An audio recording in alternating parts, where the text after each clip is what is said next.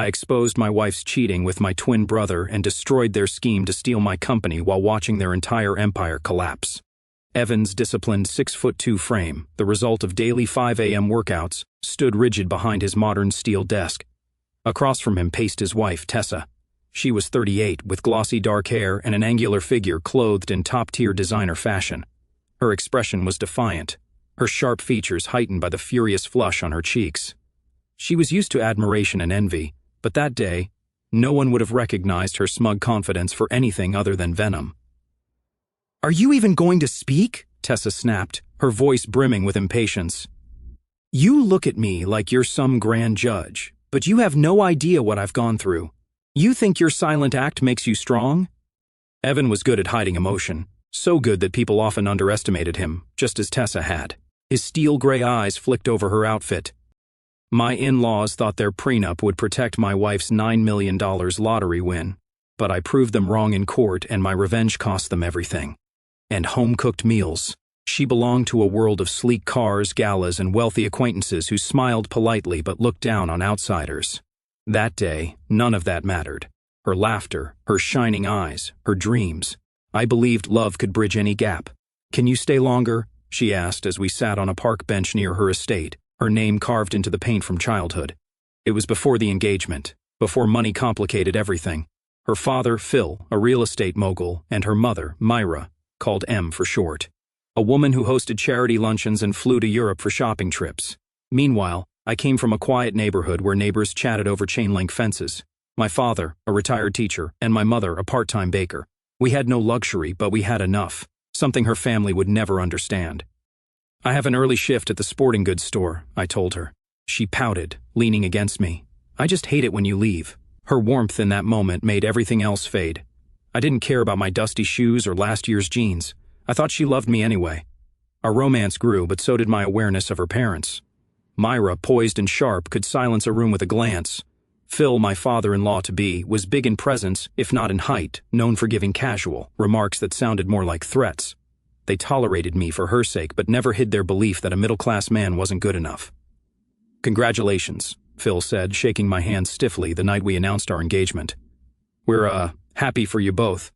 "Thank you, sir," I said. "Just Phil is fine," he replied. "We'll see how all this works out."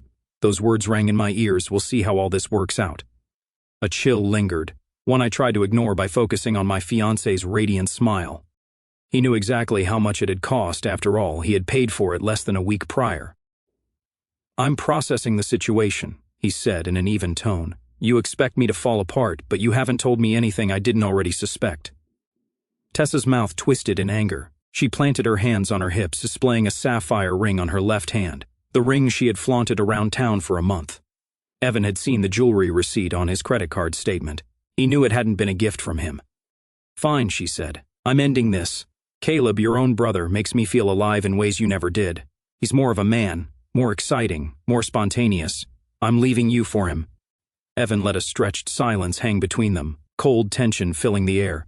"You're leaving for my twin brother," he said, his voice so calm it was terrifying. "And you expect me to show regret? Are you waiting for tears? Or a breakdown?"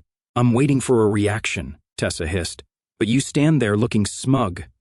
Still, deep down, I sensed that these people saw me as an intruder into their world. A few days later, my wife-to-be and I visited her parents' house to set a wedding date. Myra and Phil sat us down at a polished mahogany table. Phil pushed a folder across the surface. "I have something I need you to sign," he said. Inside was a prenuptial agreement. It spelled out that any inheritance or trust funds that came from her family, properties, businesses, large gifts, would remain solely hers. Meanwhile, any major assets we acquired during our marriage, including lotteries or game show winnings, would be considered marital property. The sections about windfalls were suspiciously detailed, especially under the heading Financial Windfalls and Gains. They had practically zeroed in on the possibility of a jackpot scenario. My name was sprinkled through in formal legalese, the prospective spouse consents to. "Is this absolutely necessary?" I asked. "Caleb wants me with him. And he wants your share of the family engineering firm. Your parents are behind him too. They think he should have been the one to lead the company all along. They'll push you out. He's taking your place, your name, everything you think you've earned." Evan's gaze took in the trembling of her hands. He recognized it from the early days of their marriage. that slight shake whenever she was bluffing or half-lying while playing cards or orchestrating manipulations. Tessa had always loved playing mind games. "Then you have nothing left to discuss with me," Evan replied, his voice still level. "If you've chosen him, congratulations. Perhaps you'll enjoy the beach house he stole with embezzled funds. Make yourself at home there." She blinked.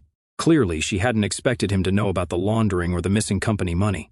For a moment, her eyes widened, but then her arrogant mask returned. "We'll be perfectly fine," she said, her voice rising. "Standard procedure in well-off families," Myra said, her voice smooth as silk. "You understand?" I glanced at my fiancée for support. She stood off to the side, her face unreadable. "I guess it's not a big deal," she said. "My parents just want to protect family assets. It won't change anything between us." I should have protested more, but I was deeply in love and anxious to keep the peace. I reasoned that if I genuinely cared about her, signing a few forms was no big deal. I pressed the pen to the paper, my signature forever binding me to the terms of an agreement I only half understood. As I signed, Phil watched me with an oddly triumphant half-smile. "Welcome to the family," he said. 6 months later, we had a lavish lakeside wedding. My parents were stunned by the extravagance. Imported flowers, a 5-tier cake, a live orchestra. I'd never seen my father so out of place. He wore his best suit, still looking uncomfortable under the scrutiny of distant relatives who kept asking, "So, how did your son meet her?"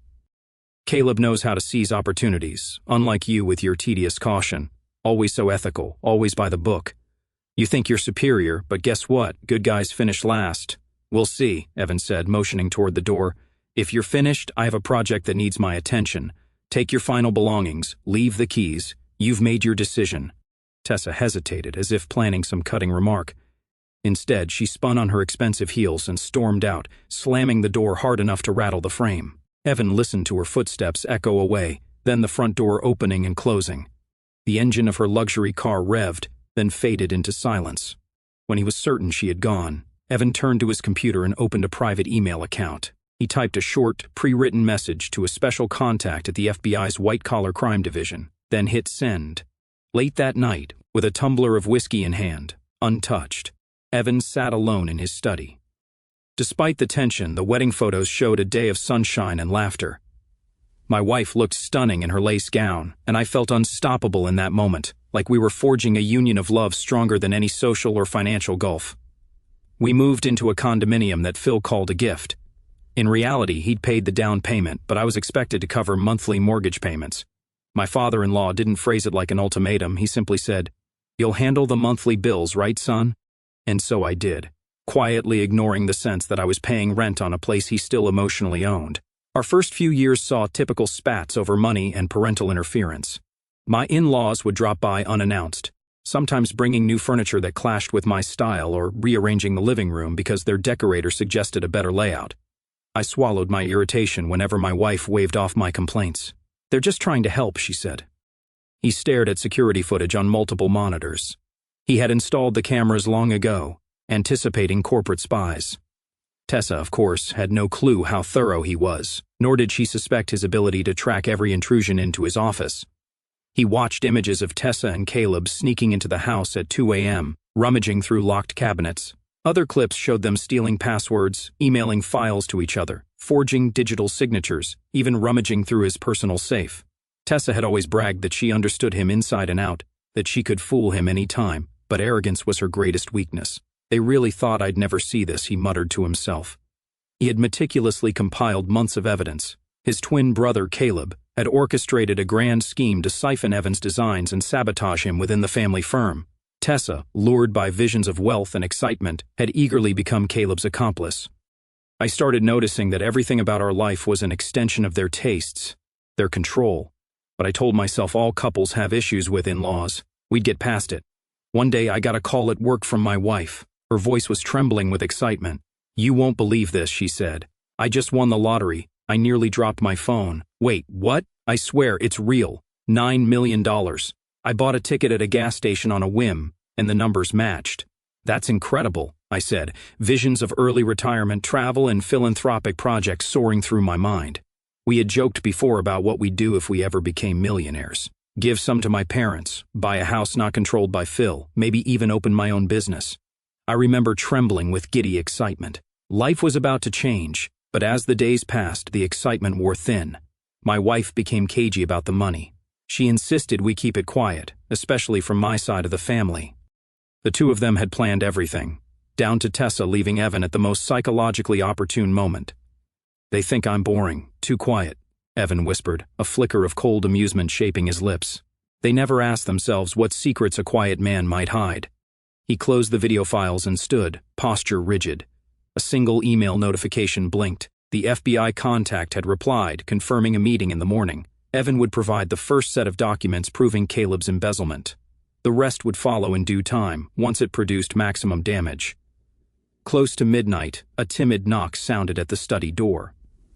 Evan checked the security feed and saw Vivian Taylor, his friend of 20 years and the firm's legal counsel, standing there with her shoulders tense. "Come in," he said, not bothering to greet her formally. Vivian stepped inside. Her hair was disheveled, and her eyes were puffy from crying. She was a tall woman in her early 40s, usually confident in a boardroom or courtroom. Now she looked like a cornered animal. She said she was meeting with attorneys, people I'd never heard of, and assured me it was necessary to claim the money properly. "Shouldn't I come with you?" I asked. She shook her head. "These lawyers are used to big estates. You'd feel out of place. I'll fill you in after." That stung more than I cared to admit. Over the next few weeks, I felt increasingly pushed aside. Each time I asked about the lottery money, how it would be managed, whether we'd pay off the condo, she grew dismissive or simply said, "It's complicated." One dreary afternoon, I returned from work, feeling exhausted. The sporting goods store had been understaffed, and I had pulled a double shift. All I wanted was to collapse on the couch. Instead, I opened the door to find my wife and her Aunt Linda, rummaging through drawers, packing items into boxes. "What's going on?" I asked. My wife straightened up, her face set in a hard line. "I'm filing for divorce," she said. "Pack your things. I want you gone tonight." My heart plummeted. "What are you talking about?" "Evan," she began, "I need to explain something." "Caleb approached you to steal my patents," Evan interjected calmly. "He wanted you to create secret shell companies, right? So he could claim ownership of my earthquake-resistant designs." "Don't tell me more, I already know enough." She looked at him, lips parted. "How could you possibly—" "The same way I figured out Tessa's betrayal," he said. "I pay attention." Vivian tried to regain some composure. "I was tricked," she insisted, her voice shaking. "He forged some documents. He said your parents wanted to restructure everything." "I didn't realize the extent." "I expected better from you," Evan said, his voice clinical. "You served as my attorney at the wedding, introduced me to major investors, acted like a friend. But you sold me out for your own gain, for a bigger slice of the firm, correct?" "He threatened me," she whispered. Aunt Linda, tall and hawkish, swept a critical eye over me. "The condo's in her name, financed with her father's money," she said. "You have no right to stay here." I couldn't process it. The woman I loved, who had just won a multi-million-dollar lottery, was kicking me out. "Please," I said, "can we talk this through?" My wife pressed her lips into a thin line. "I'll have my lawyer contact you. Now leave before we call security." I felt my throat tighten. I'd been paying half the mortgage for years, but she acted as though it was entirely her property. I grabbed a few essential items, some clothes, a toothbrush, and walked out the door. My entire life unraveled in a matter of minutes. Shaken, I drove to my parents' house. My father opened the door, alarmed to see me with a duffel bag and a haunted expression. "What happened?" he asked. I choked out the words. "She won the lottery, filed for divorce, and kicked me out." My mother gasped, her hands flying to her mouth. "He said if I didn't cooperate, he'd ruin my reputation, tell the bar association I'd committed other ethical violations." "And so you decided to betray me," Evan said, bitterness underscoring each word. "Well, now you can pack up your files. I've already forwarded your involvement to the bar association. I wouldn't expect to keep your license." Vivian sank into the nearest chair, face pale. "Evan, please," she said, tears forming. "I've known you for 20 years. We were friends. You stopped being my friend the moment you conspired with my brother." He pressed a button on his desk phone. "Security, please escort Miss Taylor out. She's no longer welcome here." "Evan!" Vivian cried, but he refused to look at her. He kept his gaze on a closed-circuit feed showing her fleeing the house moments later. When the door finally slammed shut, he exhaled, still cold and resolute. The next morning found Evan arriving at Hart Engineering Group's downtown office, located on the top floors of a gleaming skyscraper he had personally helped design in his 20s. My father's eyes hardened, his jaw flexing. He stepped aside, letting me enter. That night, as my mother railed about my in-laws' snobbishness and heartlessness, my father took a calmer approach, anger simmering beneath the surface, but he stayed pragmatic. "You need an attorney," he said. "We have to see how that prenup affects everything." I buried my face in my hands. "That's the problem. Her parents insisted on it, so now I bet it leaves me with nothing." My father paused. "We don't know that yet. Let's find out." 2 days later, I found myself in a modest law office, the blinds casting striped shadows across the desk of my father's old friend, Mr. Carlson, a family law attorney. I slid the prenup across to him, explaining how Phil and Myra had insisted on it, how it specifically aimed to protect my wife's inherited assets. He flipped through the pages, then let out a soft chuckle. "They shot themselves in the foot," he said. My heart fluttered with hope. "What do you mean?" He pointed to a paragraph. The building was a testament to both creativity and precision, traits that his family, ironically, had always praised in Caleb more than in him. As he stepped onto the executive floor, employees halted mid-conversation, giving him uneasy looks. Word had spread that Tessa had left him. People whispered, some smirked, pitying him, while others looked uncertain, not knowing which heart twin was truly in control. In the glass-walled boardroom, his parents sat with Caleb. Robert Hart was an older man with crisp silver hair, once a strong figurehead but lately too eager to appease the more cunning members of his family. Eleanor Hart, refined and distant, had always placed social reputation above everything else. Caleb looked up, surprise etched on his face as Evan entered. "Brother," Caleb said, trying to sound cordial, "we weren't expecting you. Father wanted a private conversation regarding the firm's direction." "I'm sure," Evan replied, "but I have pressing matters. Someone's been stealing patented designs." They locked down inherited wealth, trust funds, and gifts from her family as separate property, but they also included a clause about any windfall acquired during the marriage being marital property. That covers lottery winnings specifically, unless it's stated otherwise. I stared, stunned. "They wrote that in?" He nodded. "Yes. They were so focused on preventing you from claiming her family's estate that they forgot to exclude lottery gains. Barring some bizarre judicial interpretation, you're entitled to a substantial portion of that prize." A wave of relief and anger collided in me. On one hand, I was outraged that they'd so callously tried to discard me. On the other hand, I realized I wasn't powerless. That same week, rumors began to circulate that my wife was living it up, and not alone. A mutual acquaintance mentioned seeing her around town with an old coworker named Scott. "FBI agents will be here soon. I thought it best to warn you." Caleb bristled. "You're paranoid. You bring in FBI agents over a business dispute? There's no theft. You're turning a personal problem into a federal problem," Evan said, cutting him off. "You might want a lawyer by your side, but I doubt Vivian can help you now." At that instant, 2 men in dark suits stepped through the boardroom doors, flanked by other agents. One produced a badge. "Special Agent Mills, FBI White Collar Crimes Division," he said. "We have a warrant for Caleb Hart's arrest on suspicion of corporate espionage and embezzlement." The room froze. Robert shot to his feet, face reddening with anger. "This is an outrage," Robert said, rounding on Evan. "How could you do this to your own brother?" Evan regarded his father with a cool stare. "He's the one who decided to steal. I simply handed over the evidence." Caleb stood so quickly his chair toppled. "You've lost your mind," he shouted, fists clenched. Scott had worked with her at a marketing firm years ago, and apparently they'd reconnected around the time she won the lottery. My mother frowned when I told her. "You think she's been cheating?" I shrugged, feeling sick. "I don't know, but it sure looks that way, doesn't it?" An image flashed through my mind. My wife, once so demure and sweet, now traveling with this ex-coworker, newly flush with cash. Could that be the real reason she was pushing me out? I filed the suspicion away. I was already reeling from the eviction, the looming divorce. The thought of her cheating with an old coworker was like a final dagger in my chest, but I needed facts before I confronted her. My father-in-law, Phil, didn't waste time making his stance known. One morning, my phone buzzed with a private number. Against my better judgment, I answered. "Listen," he said, his voice dripping with condescension. "You'll never see a penny of that lottery money.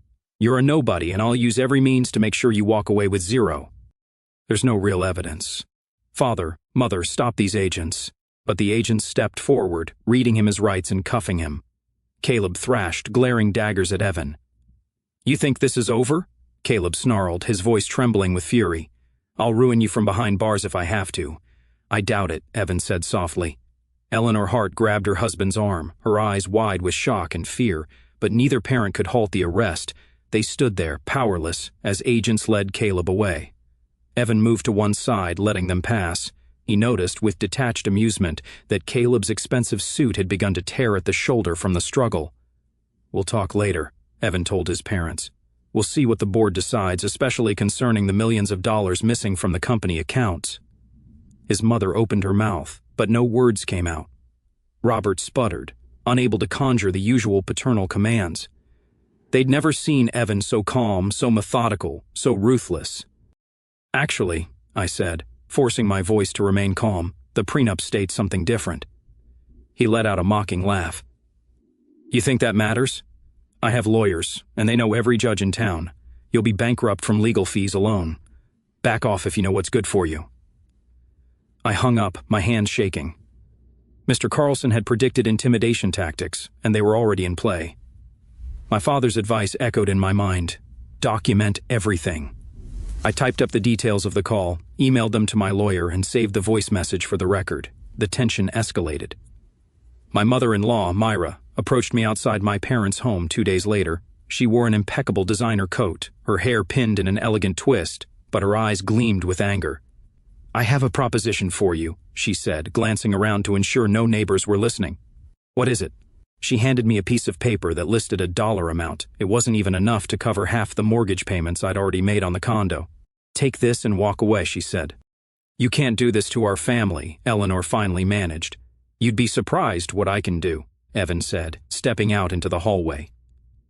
In another corner office, a senior project manager named Dean Langley watched the scene unfold from behind partially drawn blinds. He had long resented Evan for overshadowing him. Now, with Caleb arrested, rumors buzzed that Evan was dangerously unhinged. Dean placed a call to Tessa, who answered on the second ring. "What do you have for me?" she demanded, her tone arrogant and impatient. "I'm stuck in a hotel suite. I hate listening to reporters call me a traitor. I've gathered files on Evan's upcoming designs," Dean said, his voice low. "I can make it appear that he's made catastrophic errors. If the board believes he's a liability, he'll be forced out. That's exactly what I need," Tessa said, letting out an exasperated breath. "It's more than you deserve." I exhaled a humorless laugh. "You're joking, right?" Her brow furrowed. "You're from a humble family. This sum is generous for someone of your background. Why drag this through the courts?" I tore the paper in half. "No thanks. I'll see you in court." She scoffed, turning on her heel. "Ungrateful," she hissed, striding off to her waiting car. The engine roared, and she was gone.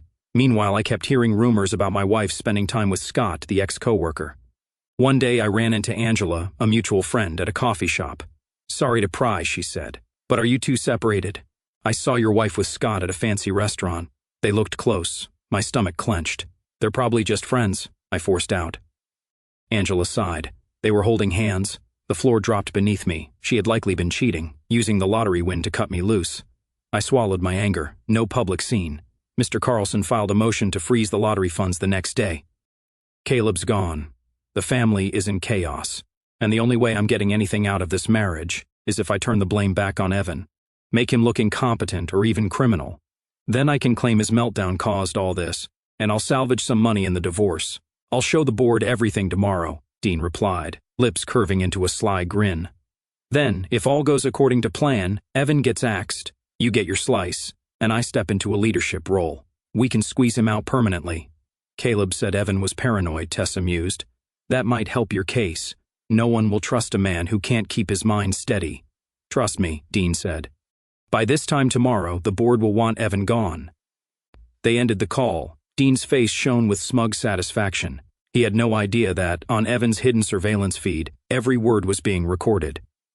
In his personal office, Evan watched Dean's call in real time on another screen.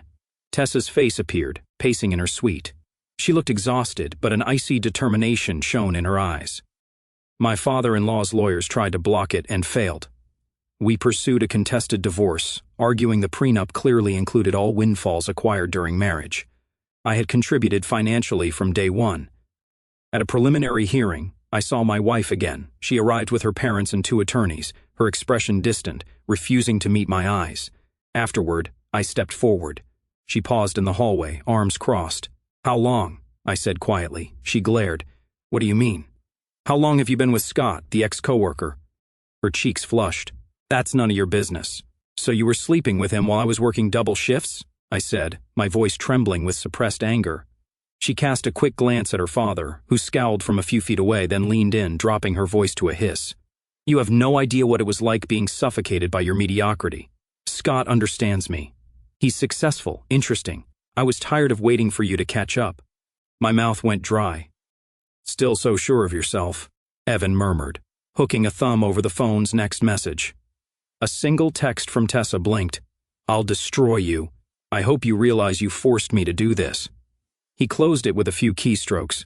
Evan pulled up a meticulously organized directory labeled Project Faithful. One by one, he opened files detailing every insider scheme Dean had run over the last few years. Kickbacks, shady deals, hidden accounts.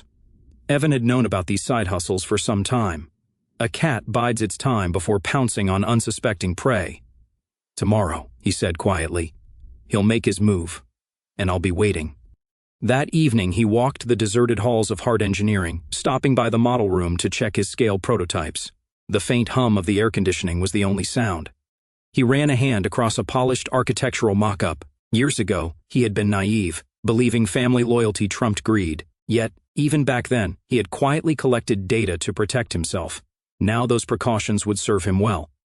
So that's how you see me, a stepping stone? She shrugged, lifting her chin in defiance. I see you as someone who doesn't belong in my world. Now, if you'll excuse me, don't expect me to walk away empty-handed, I said. You and your parents started this war. She narrowed her eyes. War? Really? Fine, see you in court then. With that, she spun on her heel, joining her parents. I stood, breathing heavily, the pain in my chest like a knife twisting deeper. Phil, furious at my refusal to yield, tried to sabotage me at work. He called the owner of the sporting goods store, my boss, and implied that if they didn't fire me, it might jeopardize some expansion plans. My boss, who had known me for years, simply told Phil to mind his own business. In response, I got an angry text from my wife. You can't keep mooching off decent people. Grow up and face the reality that no one wants you around. My father's done playing nice. I saved the text, forwarding it to Mr. Carlson. The next morning, the board convened in the largest conference room. Floor-to-ceiling windows revealed the city skyline. The mood was tense. Most board members had arrived early, whispering about the FBI's recent appearance. Evan entered with serene composure, taking a seat near the corner, flipping through documents on his tablet. Dean cleared his throat, connecting his laptop to a projector. Thank you for assembling, Dean said, adopting a grave expression. We need to address a critical concern regarding Mr. Evan Hart's engineering calculations on our new earthquake-resistant bridge project. Slides filled the screen, showing complicated stress analyses with bright red annotations. As you can see, Dean continued, these figures are dangerously off. If we move forward with these plans, there could be catastrophic failures. Loss of life, lawsuits. He trailed off, letting the horrifying implications sink in. Board members looked alarmed. I refused to engage in a text war. My father's voice echoed in my mind, document everything and don't stoop to their level. Weeks crept by. The stress consumed me, yet I clung to the knowledge that the law was on my side. Behind the scenes, my lawyer scoured every line of the prenup, highlighting the clause that read, all financial windfalls acquired during the period of marriage. This includes but is not limited to monetary prizes. Lottery winnings, game show prizes, shall be deemed marital property and subject to equitable distribution unless specifically excluded within this document. They meticulously excluded inherited wealth, trusts, and family gifts, but ironically, they never excluded lottery winnings. It was a glaring oversight. Their obsession with protecting the family estate had inadvertently left a trapdoor open. Meanwhile, rumors of my wife's relationship with Scott spread like wildfire. They were seen at clubs, fancy hotels, and exotic restaurants. Tessa, who had somehow managed to be present despite her personal disgrace, feigned shock. Evan's been under emotional distress, she said, her voice heavy with pretended sincerity. I hate to say it, but Caleb always warned that Evan might be unstable. Dean nodded solemnly, pressing forward.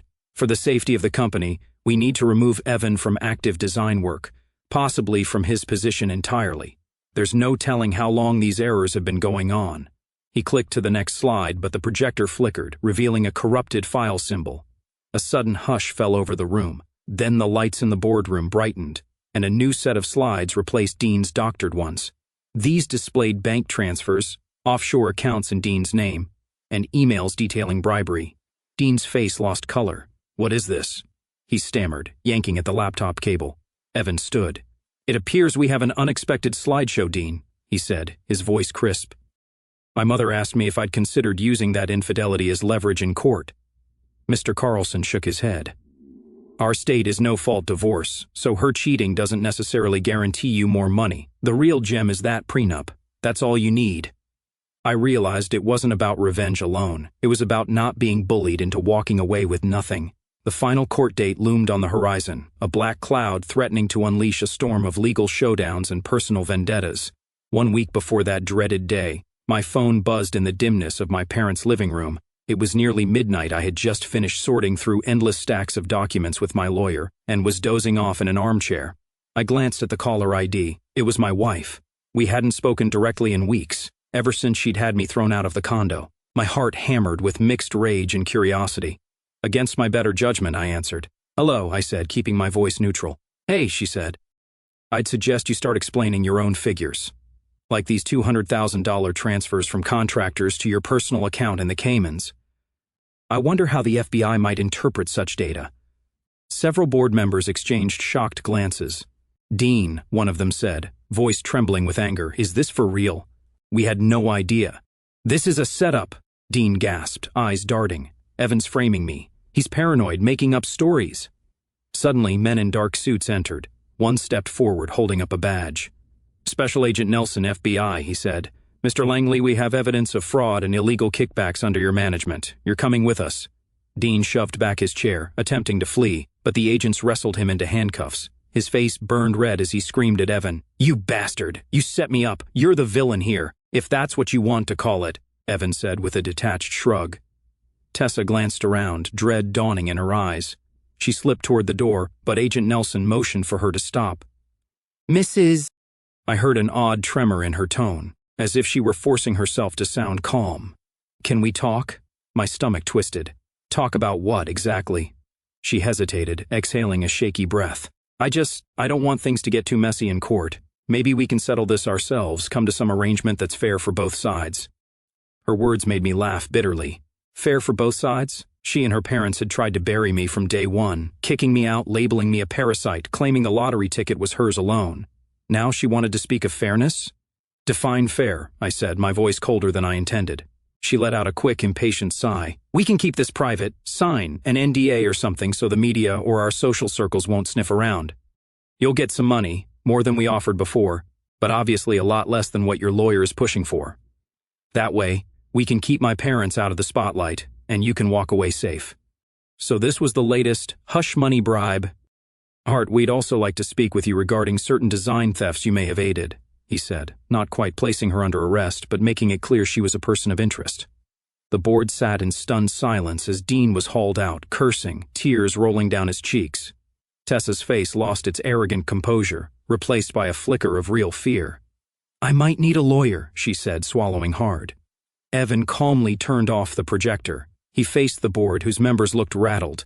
"We have real calculations here," he said, tapping a thick binder, all verified by independent experts, pristine and safe.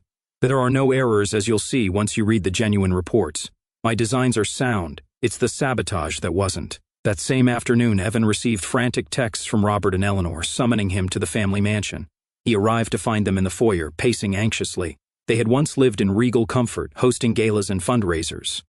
A small wave of relief flickered in me, confirming they still feared the final verdict. But I felt my anger surge. How dare she believe I'd jump at another lowball offer? "No thanks," I said. "I'm done negotiating behind closed doors. We'll see what the judge says." She drew a sharp breath. When she spoke again, her voice brimmed with scorn. "You're an idiot. Do you have any clue what my parents can do to you? If they pull every connection they have, you'll never work in this city again, or any city within 300 miles. My old fear flared, yet I pressed my lips tight and forced myself to remain firm. "I guess I'll take that risk," I said. "Goodbye." I hung up before she could retaliate. My hand shook for a moment. Doubt gnawed at me.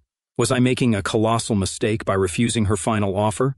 I pictured myself blacklisted, jobless, maybe forced to relocate. But then I remembered the humiliation, the arrogance from her father, and the way she had thrust me out of my own home. Now the house felt stripped of that usual glamour, as though the tension had stained every elegant marble tile. "Evan," Robert barked, "what have you done?" Caleb's facing serious prison time, and the FBI is tearing apart the firm's records. Yes, Eleanor added, wringing her hands, and they're talking about tax irregularities, mentioning us. Our lawyers say we may have to give sworn statements. Evan regarded them without warmth. Why are you surprised? Caleb siphoned millions. You both turned a blind eye, awarding him secret shares while ignoring my warnings. You never offered me support. Now the government is asking questions you can't answer. He's our son, Eleanor exclaimed. We were just helping him succeed. We never thought you'd betray him to the authorities. You're his twin. He betrayed me first, Evan replied, his voice darker. And you helped him do it. Did you think the IRS wouldn't uncover those hidden shares you transferred to him? The law is quite unforgiving about unreported assets. Carlson, my lawyer, had insisted we were on solid legal ground. We had the prenup's exact wording to protect us. If they tried to stall, the judge would see right through it. With that thought, I steadied my resolve. No more fear, no more bowing down. I was in this fight until the end. The morning of the final hearing arrived, draped in low gray clouds that threatened rain. I slipped on my best suit, charcoal gray, hardly designer, but it fit me well enough. My mother fussed over my tie, telling me in hushed tones, "We believe in you." Outside the courthouse, I met Mr. Carlson. We exchanged a grim nod. My parents hovered a few steps back, offering moral support but letting me handle the fight that was ultimately mine. The courthouse lobby buzzed with tension, men and women in suits, attorneys checking their phones, a clerk calling out names. I spotted my wife, exquisitely dressed in a tailored blazer and pencil skirt, sitting on a bench near the hallway. Her father stood behind her, arms crossed, lips drawn tight. Robert's face went from red to pale. "Evan," he said softly, "we're a family. You can't just let your mother and me be publicly humiliated. This could destroy our reputation. We'll lose our standing in every social circle we've built for decades." "That's exactly what's going to happen," Evan answered, his calm gaze never wavering. "I'm not offering any help. You chose to side with him. Now you face the consequences." "We're old," Eleanor wept. "We can't start over if the authorities seize our assets. The media coverage alone." "You should have considered that earlier," Evan said. "You treated me like a commodity, easy to manipulate. You put your faith in the wrong son. Now you'll lose everything."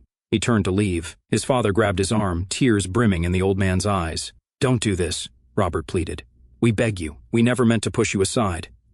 Evan gently pried his father's hand away. "You'll hear from the IRS soon. I suggest you find another lawyer." Her mother was there too, whispering something in her ear, occasionally shooting me a venomous glare. They had 4 attorneys milling around them, rummaging through thick leather briefcases and comparing notes. My wife shot me a dismissive glance, then quickly turned away, flipping her hair with an arrogant flick of her wrist. In that moment, I felt like the villain of the story she'd likely told everyone. The freeloading, money-grubbing husband refusing to let her live her life. "Come on," Mr. Carlson said quietly. "Let's get inside." The courtroom felt colder than I expected, with rows of stiff wooden benches facing the judge's elevated seat. I took my place at the petitioner's table, Mr. Carlson at my side, while my wife and her squad of attorneys spread out at the respondents' table. The bailiff called the session to order, and a stern-faced judge, a woman in her 50s with silver, streaked hair pinned up, rapped her gavel. "Vivian's in enough trouble of her own." He walked out, ignoring his mother's sobs. A trace of bitterness gnawed at him, but he reminded himself of every slight, every time they dismissed his accomplishments in favor of Caleb's empty bravado. Justice had arrived, and it wasn't gentle. Tessa was at a swanky hotel bar that evening, still dressed in the same designer outfit but looking worn around the edges. She had ordered 2 glasses of overpriced champagne and kept checking her phone, hoping to salvage any piece of her old life. Evan surprised her by taking the bar stool next to hers. Her eyes flicked with a mixture of annoyance and relief, like a gambler hoping for one last chance to come out on top. "Hello, Tessa," he said coolly. She shot him a sideways glare, then pretended to calm herself. "I have nothing to say to you," she said, lifting the champagne flute and drinking deeply. "You told Dean you'd destroy me if I didn't see reason," Evan replied. "Now he's in custody, along with my brother. We're here to determine the equitable distribution of marital assets. In the divorce proceedings of..." She read our names, scanning our faces. I steeled myself, ignoring the knot in my stomach. My wife's lead attorney started with the same tired refrain. "The lottery ticket was purchased independently with her personal funds," he claimed, "and the money was never intended to be shared." Mr. Carlson stood, voice calm. "With respect, Your Honor, we have clear bank records. My client's wife used a joint debit card, both names on the account, to buy the ticket. Additionally, the prenuptial agreement explicitly includes lottery winnings as marital assets. At that, the judge lifted a brow. She motioned for Mr. Carlson to hand up the relevant documents. I watched my father-in-law's face twitch with annoyance. When my wife finally spoke, her voice carried a sharp edge. I never intended to cheat him. My parents were just extremely worried about opportunists coming after me. I was under pressure, and things escalated. I'm sorry if it felt abrupt. Yet here you are. Care to share how you plan to keep that promise? She set the glass down. I should have known you were always a snake, she said, her voice trembling with frustration. So quiet, so smug. You think you've won, but you've destroyed your own family. You're monstrous. I warned you never to cross me, Evan said, leaning in slightly. You assumed my silence made me weak. Tell me, do you regret your choice of partner? You want to see me on my knees begging forgiveness? Tessa hissed. I'd rather die. I'll never beg you for anything. He watched her eyes dart about, noticing that nobody in the bar was paying attention to them. He gave a small, chilling smile. Suit yourself, he said. The divorce settlement is final. You walked away with almost nothing. The firm's about to blacklist you from any future dealings, and the money Caleb promised you is gone, tied up in legal fees for his defense. You can't leave me penniless, Tessa spat, trying to hide her panic. Felt abrupt? She tossed me out onto the street with no warning. I clenched my jaw but said nothing. The judge studied her over the rim of her glasses, unimpressed. Then her father's lawyer took a more aggressive tack. I was the unscrupulous villain, Your Honor. This man contributed almost nothing to the household. He was reliant on my client's father's generous down payment for their condo. He was, in essence, freeloading off her family's wealth. We ask that the court recognize he has no rightful claim. Freeloading. The word stung. Mr. Carlson calmly fired back. We have receipts for monthly mortgage payments, utility bills, groceries. My client paid thousands over the years. He certainly didn't freeload. In fact, he contributed far more than they admit. We spent hours lobbing evidence back and forth, the tension in the air electric, every claim met with a rebuttal. My wife's gaze turned increasingly hostile. I felt the hateful glare from her parents like daggers in my back. I have years invested in your success. I supported you. I built you. You built nothing, he replied coldly. You pranced around on my dime, flaunting your shallow ambitions, and now the credit cards are cut. You've lost everything. But don't worry, I've arranged that if you ever try to tell all about me, you'll be sued for defamation. Your name alone is worthless, and any story you try to sell about my personal life will earn you a lawsuit you can't afford to fight. Tessa's manicured hand trembled around the champagne flute. You're a monster, she said again. I underestimated just how cruel you could be. I'm only as cruel as you forced me to be, he answered, standing up. Enjoy your evening, Tessa. The hotel bill's on you. He turned and left, ignoring the wave of angry tears that spilled down her cheeks. He had wanted to see if she had a last trick up her sleeve. She didn't. Days bled into weeks. By late afternoon, the judge rapped her gavel lightly. I want quiet in this courtroom, she said, her voice firm.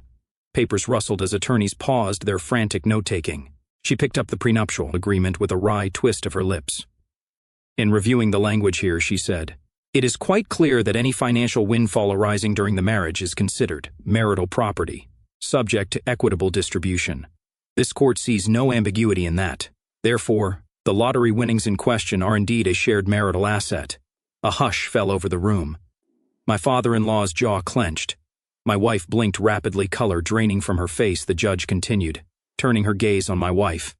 Additionally, you evicted your spouse from the condominium with no formal notice or due process, despite his financial contributions. This action was both unkind and legally relevant to the question of fairness. I caught a faint smirk from Mr. Carlson, though he hid it well. Caleb's case escalated. More evidence surfaced. Shell companies, falsified ledgers, bribes to city officials. Tessa fell deeper into debt, hounded by reporters.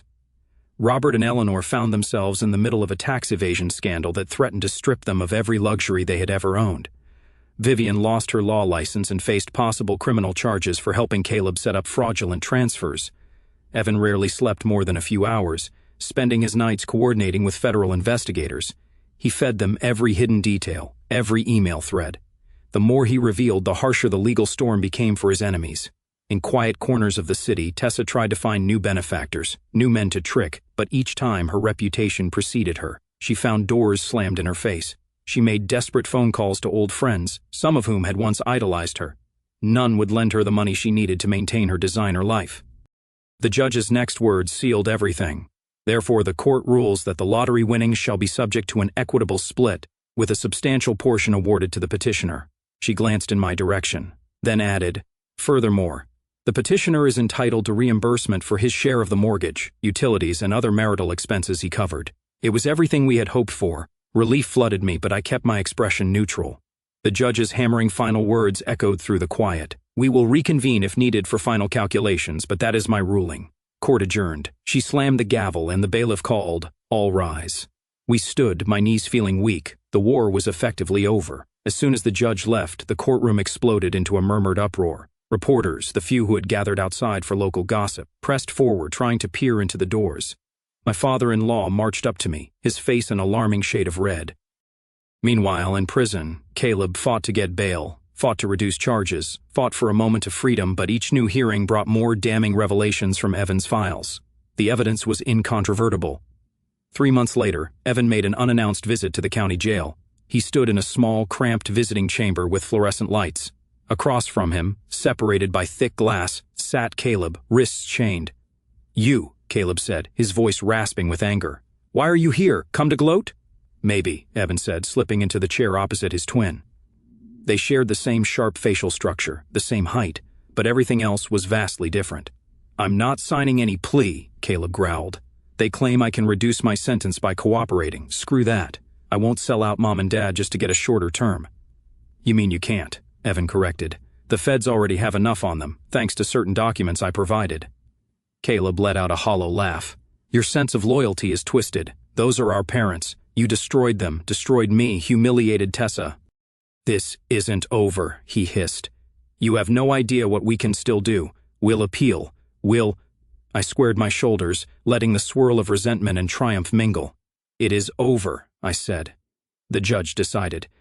My wife stood off to the side, arms wrapped around herself, tears brimming in her eyes, but they looked more like tears of rage than sadness. My mother-in-law glowered from behind, whispering sharply at her daughter. Mr. Carlson gently touched my arm. "We should go," he said. "Leave them to their meltdown." But before I could turn, my wife suddenly launched herself at me, her expression twisted.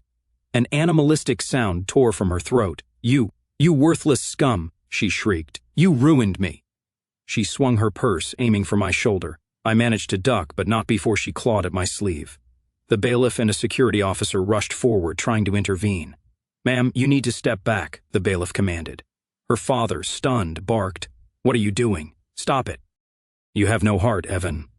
"An interesting accusation," Evan said, his voice measured. "You committed fraud, tried to bury me. You seduced my wife, or maybe she seduced you, doesn't matter. You conspired to take everything I built, and you expected me to roll over." He leaned closer to the glass. "I'm just better at finishing what you started, and I don't stop until it's complete." "You're insane," Caleb said, eyes burning. Evan rose. "Enjoy your time here. You'll have years to think about how you underestimated me." Caleb stood, rattling his chains. "You bastard. I'll never forgive." "I'm not asking for forgiveness," Evan cut in, turning away. "You're nothing to me now." He left the visitation area, the guard slamming a metal door behind him. For a moment, the finality of it all felt weighty, but then the old anger lit his chest again. His brother's fate was sealed. Hard engineering faced scrutiny, but Evan cooperated fully. But she was beyond reason. Tears streaking down her cheeks, spitting fury. "You think you've won?" she yelled, her voice echoing in the high-ceilinged chamber.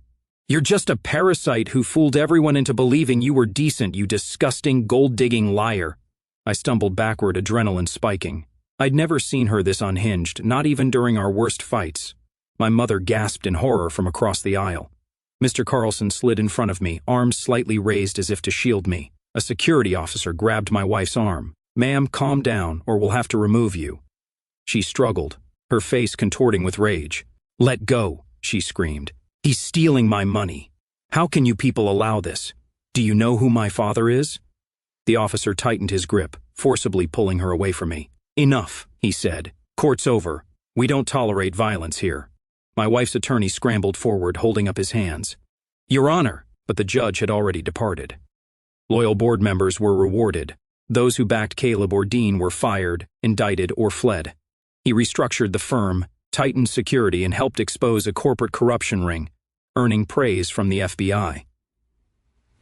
A year later, he stood at the unveiling of his earthquake-resistant bridge, a sleek marvel spanning the city's river. Cameras flashed as officials called him the genius behind the design.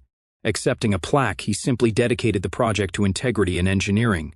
No one knew how close he had come to losing faith in those ideals. Meanwhile, Tessa drifted through cheap apartments, unable to maintain her old lifestyle. Her desperate messages piled up. "We need to talk." "I'm sorry, please help me. I can explain why I did it." Evan never replied. His parents, forced to sell the mansion, begged for support. He ignored them.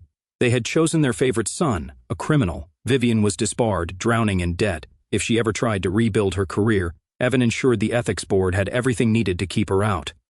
Another clerk rushed in, appalled at the commotion. In a swirl of suits and confusion, my wife was restrained, continuing to hurl insults at me. Her father looked aghast, caught between wanting to protect his daughter and not wanting to cause a bigger scene. My mother-in-law pressed a hand to her mouth. The bailiff, motioning for more security, barked, "She's assaulted him in open court. That's contempt. She'll have to answer to the judge." My wife spat on the ground, trembling with rage. "He's the one who used me. He married me for money. He's the villain, not me."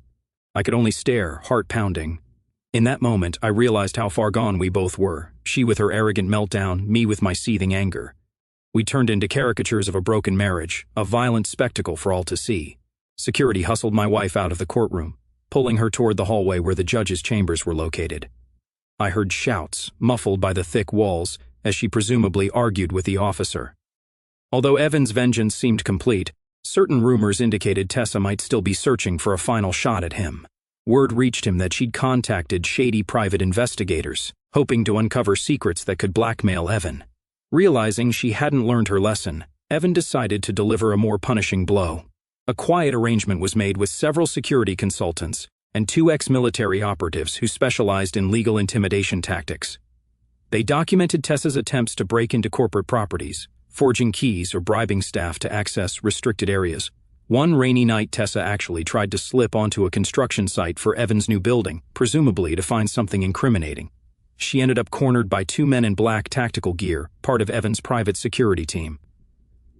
They seized her camera, rummaged through her notes, and found nothing but desperate fantasies about bringing Evan down. "Let me go!" she shrieked, heart pounding.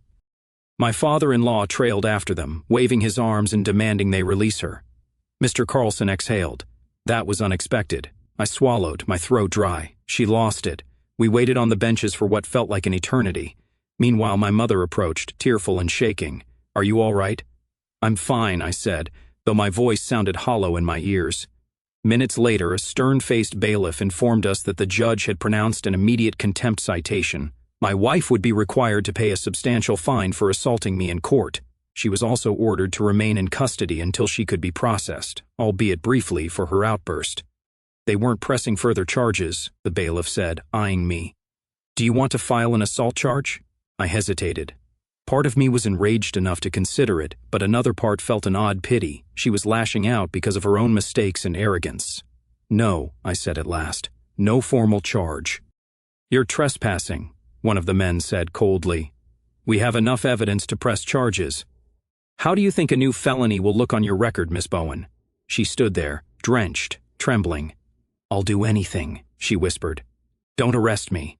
If you come near Mr. Hart's property again," the man warned, leaning in close, "we'll make sure you're locked up for years." They dumped Tessa onto the sidewalk, soaked and sobbing. By dawn, Evan had the security footage. He watched it once, then archived it, ready in case she ever tried another stunt. 2 years later, Caleb was sentenced to 10 years. Robert and Eleanor pleaded guilty to tax violations, stripped of their status. Vivian's appeals failed. Dean served time for fraud. Tessa faded into obscurity. Each holiday, Evan received hollow apologies from his parents. He tossed them into the fire. Tessa's desperate emails claimed she was manipulated, blamed Evan for being cold, begged for money, shelter, anything. He deleted them all. "The court's reaction is enough," the bailiff nodded. "Understood." A few days later, after the dust settled, my wife was released. Her attorneys quietly moved to finalize the settlement, avoiding further embarrassment after her public breakdown. Word had spread through legal circles, even reaching minor tabloids.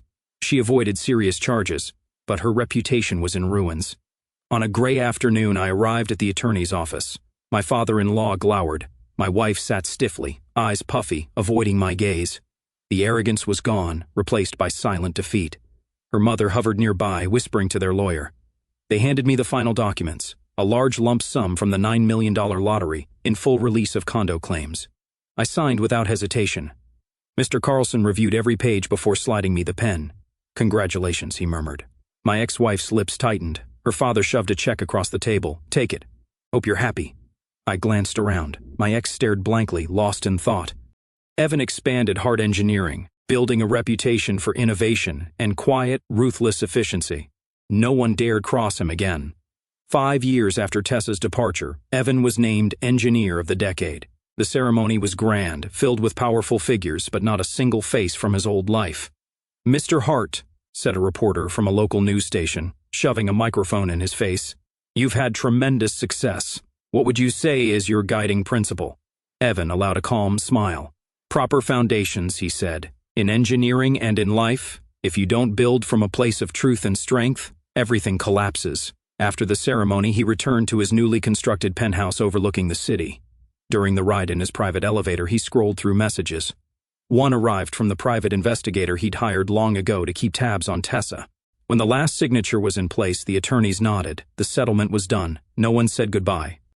The investigator had discovered she was now in a small desert town, working part-time at a realtor's office that specialized in low-budget foreclosures. She was, by all accounts, miserable.